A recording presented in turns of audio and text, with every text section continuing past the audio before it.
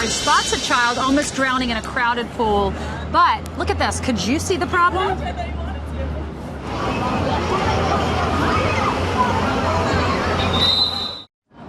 Okay, take a look again there. As a child flips off a tube in the back, begins to struggle, the lifeguard somehow, he's being hailed a hero now because somehow he quickly recognized a dangerous situation.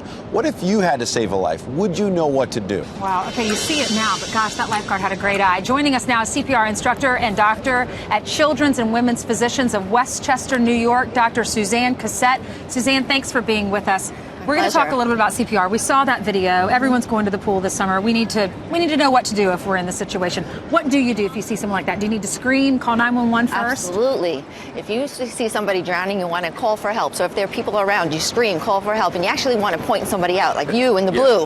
Call 911. But then how do you get them out of the pool? There's 40 people in that pool or more. How do you get the person? So if there's a small child, you can jump in and pick them up. If it's an adult, a lot of people advise that you don't jump in because they might bring you down. You know, can you imagine trying to lift an adult, especially if they're in deep water? Right. So what do you do? Yeah. So you want to get a skimmer.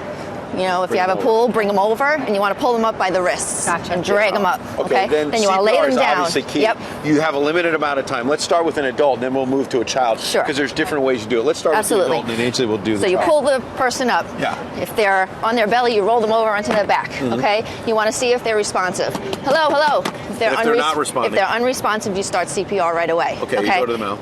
Nope. Oh, you don't go to the mouth. To the chest. Yep, it's C first, compressions. So you want to put your heel of one hand right here. You want to put the other one on top, just below the nipple line, and you want to start pumping hard and fast at a rate of 100 per minute. Now, if water starts coming out of their mouth, or you see some sort of life, what do you do next? I mean, if they start to move, then you're good. You can roll them on their side. Okay. Now, if this is not working? If this is not working, well, you got to keep going. Yeah, you got to keep going. Yes. Okay. What you do if you're in a public place, you call 911 and you get the AED. And you're hoping they're coming while you're doing this. Right. But when does mouth-to-mouth come in? Okay, so you want to do 30. If you're trained in CPR and you're comfortable with it, you want to do 30 compressions, and then you want to take 2 breaths. So you tilt the head back, and you go back to 30. Okay, and you keep doing that. If you're unsure of CPR or you've never been trained, then we really want people to start it. Now, so it's just push hard and fast, and you don't have to worry about doing breaths. With a child, you got to be careful about pressing so hard, right? So what would be the difference? It's a little softer. More for an infant, right? And for a child, same thing. And you could do 1 instead of 2. Okay. Just one hand. Bounce up and down. 30. Yeah, and use like your body. So get up and over. Hard and fast, 100 times a minute. Okay. A new thing, actually, to get people to do this that are afraid to, is just keep pumping, and you do it to staying alive. Right. Staying alive, staying alive. That's pretty good. Staying alive. Okay. All right, what about an infant? An infant, you're using the fingers, right? Yeah, an infant. Yeah. We'll talk about that later? Yeah, we'll talk about that later, but it's just 2 fingers just because they're smaller. They're smaller. You don't want to put so much pressure on their chest. You want to try? All right, so just a couple fingers? Or on the side, yep. What about your adrenaline? I mean, I would think I would be, if you're in that situation and their life depends on what you do, you're going to be so nervous. Absolutely. You get a lot of power. You just have to remember 30, or just keep going. Don't 30 even to worry 2. about. Yep. Right. So if you go on the side, get right over it.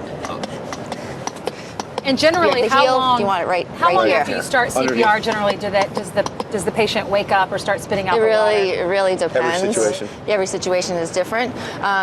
Some children have near drowning, and near drowning for a child, even if they come to right away, is very serious. You have to get them to the doctor. Okay. All right. These are great tips, especially in the summertime. You know, you have children. Yep. If there's something I've learned from my doctor being pregnant, she's always said you've got to take a CPR class before the baby's born. So we've signed up for that. Yay. So if you're watching us and you're expecting a baby, or you're a grandmother and you babysit a lot, you're going to want to stand by. Or if you have a pool. Exactly. Or you have a pool, because yes, there's a lot of responsibility in that. Dr. Cassette is going to join us later at 8:50 a.m. Yes. To tell us how to save an infant's life. So stay tuned. Really for that. important stuff.